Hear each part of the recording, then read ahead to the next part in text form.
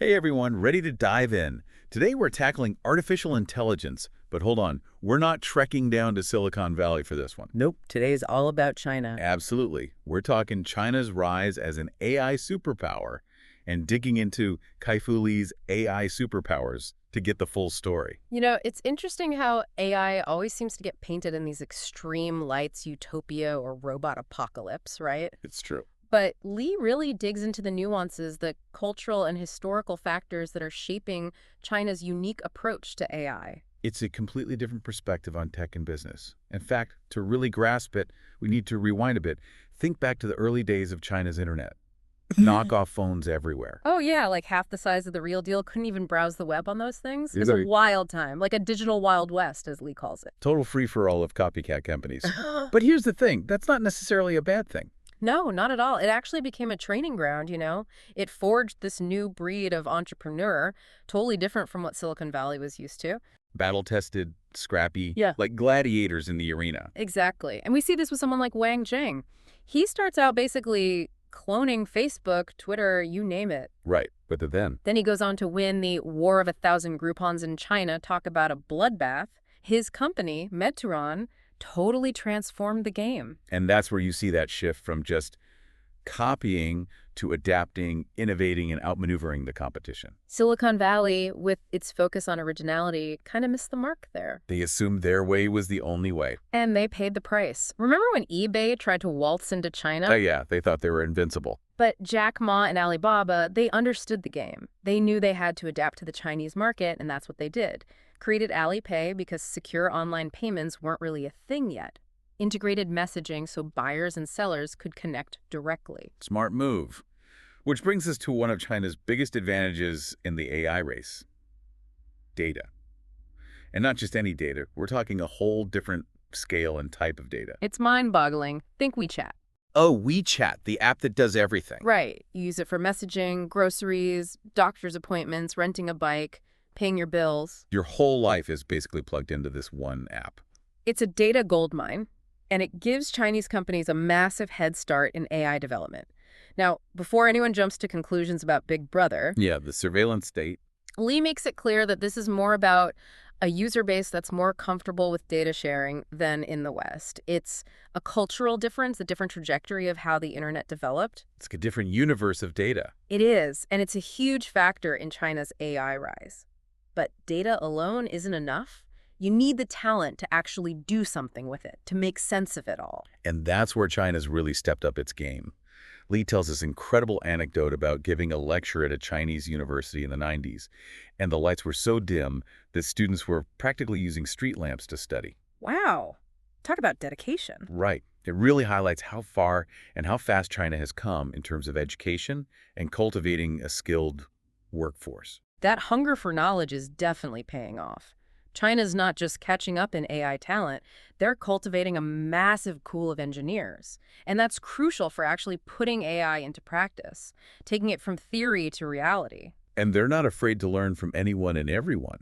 They've leveraged the open source nature of AI research incredibly well, devouring research papers, attending online lectures, even debating the latest techniques in massive WeChat groups. It's a completely different approach, much more collaborative and fast-paced. And then there's the rigorous education system, instilled from a young age, which feeds into this pipeline of highly skilled engineers. It's quite remarkable. So we've got these incredibly ambitious, almost battle-hardened entrepreneurs, this unbelievable amount of data, and a talent pool that just keeps growing. Yeah. But how does this actually translate into AI dominance? How do we make sense of it all? Well, that's where Lee's analogy of the 4 waves of AI comes in. It's a really helpful framework. The 4 waves of AI, break that down for us. Absolutely. First, you have internet AI, algorithms that personalize your online experience, like what you see on your social media feeds or when you're shopping online.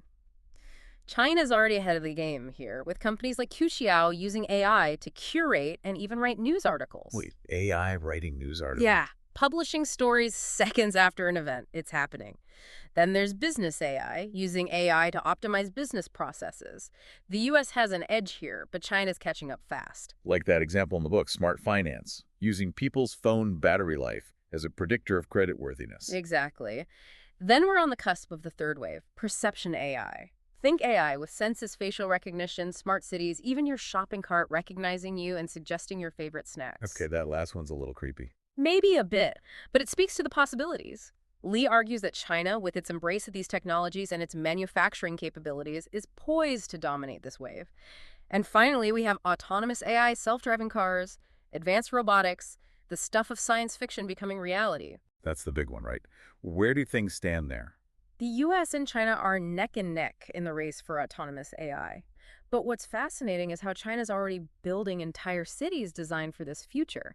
They're thinking ahead in a really big way. Like Xiong and New Area, starting from scratch, with AI at its core, it's a whole new level of ambition. But one thing's clear, whether it's coming from the US or China, AI advancements will have a global impact. Absolutely. This isn't a zero-sum game, but the balance of power is definitely shifting. So what does it all mean for us, the listeners? How will these AI superpowers shape our world? That's the big question, and that's what we're going to explore next.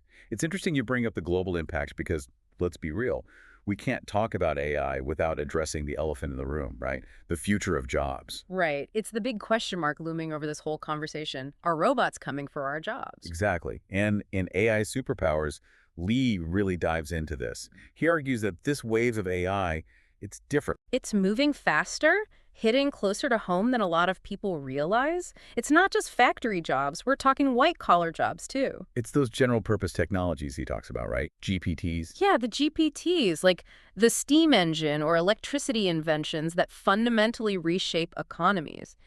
AI is on that level. So it's like, imagine you're a farmer back in the day, and suddenly tractors are a thing. Doesn't mean there are zero farm jobs, but it changes everything. Exactly. And it's happening across the board now. AI taking over tasks we thought were uniquely human, analyzing data, writing reports, even making diagnoses. So are we all doomed? Should we just surrender to the robot overlords now? That's the million-dollar question, isn't it? Lee doesn't think it's about surrendering. He's urging us to think differently. He says the go-to solutions like universal basic income, they're a band-aid. They don't address the root issue. Exactly. It's not just about having enough money. It's about purpose, finding fulfillment in a world where machines can do so much. And this is where Lee's personal story really resonates, the part about his cancer diagnosis. It's a powerful part of the book. Really makes you reflect on what truly matters. Totally.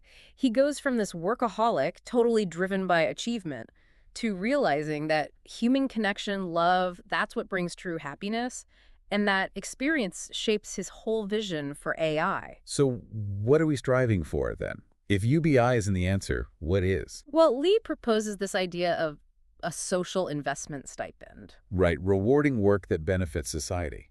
But how's that different? Isn't it just giving people money? It's more about shifting our values. What if we started valuing caregiving, teaching, artistic expression, all those things AI can't do, as much as we value, say, financial success? It's about recognizing that those things have value, even if they don't always have a price tag. Exactly. It's a different way of thinking about success, about what matters in a world where AI can automate so much. It's about asking ourselves what makes us human, what are our unique contributions? And finding ways to nurture those things. Lee also talks about the role of business in all of this. Right. It's not just on governments to figure this out. Absolutely. He highlights the importance of impact investing, companies prioritizing social good alongside profit. He even gives that example of Larry Fink, the CEO of BlackRock. Oh yeah, calling on companies to consider their social impact. That was huge. It was a turning point. When someone with that much influence in the financial world starts talking about social responsibility, people listen. So things are starting to shift. It's not all doom and gloom. Exactly. It's about recognizing the challenges, but also the incredible opportunities AI presents.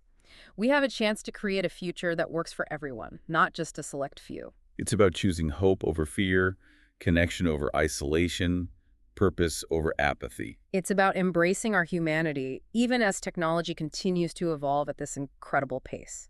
It's about asking ourselves, what kind of world do we want to live in? And then using AI as a tool to help us build it. It's funny you should mention hope because Lee talks a lot about love and AI superpowers, which you don't always expect in a book about artificial intelligence. Right. But it all comes back to that idea that AI isn't just about algorithms and processing power. It's about us, our values, how we choose to use these tools. And Lee really believes AI could free us to focus on things like compassion, empathy, and yes, even love. You know, it's like that story he tells about the entrepreneur who created that touchscreen device for elderly parents. Remember that? Oh, yeah. He thought he was making their lives easier or more convenient, but it turned out the most popular feature was, what was it? The button to call customer service. Exactly. It just goes to show you, you can't underestimate that basic human need for connection. It makes you wonder, what if we could use AI to create more space for that kind of connection, for empathy and real, genuine interaction? It's a powerful thought, and Lee doesn't just leave it there. He talks about practical steps we can take, like that idea of a social investment stipend. Rewarding work that benefits society, even if it's not traditionally productive. It's a big shift. But then again, AI is a big shift. It makes you question everything, doesn't it? Like, what would happen if we started valuing caregiving, teaching, creative expression, just as much as we value, say, being a CEO? What would that world look like? It's exciting to think about. It is. It's about redefining success, figuring out what truly matters. And Lee doesn't just put it all on the government's shoulders either. He talks about businesses needing to step up to embrace that social impact. Right, like Larry Fink, the BlackRock CEO, calling for businesses to think about social responsibility. That was a big deal. Huge. When someone like that starts talking about social good, it sends a message. Things are starting to change. So as we wrap up this deep dive into AI superpowers, what's the one thing you hope our listeners take away from all of this? I think it's a message of hope.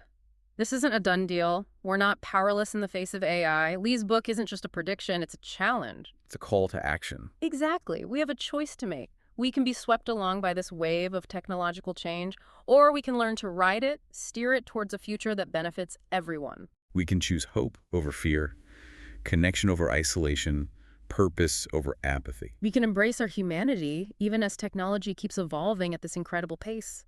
It's about asking ourselves, what kind of world do we want to live in? And then using all the tools at our disposal, including AI, to build that world. Beautifully said. It's a future worth fighting for. This deep dive into AI superpowers has been eye-opening, to say the least. We hope it sparked some new ideas and maybe even inspired you to think differently about AI and the role it plays in all of our lives. And because ultimately the future isn't something that just happens to us. We create it together. And that's a wrap on this episode of The Deep Dive. We'll see you next time, ready to explore more big ideas and unpack more fascinating books.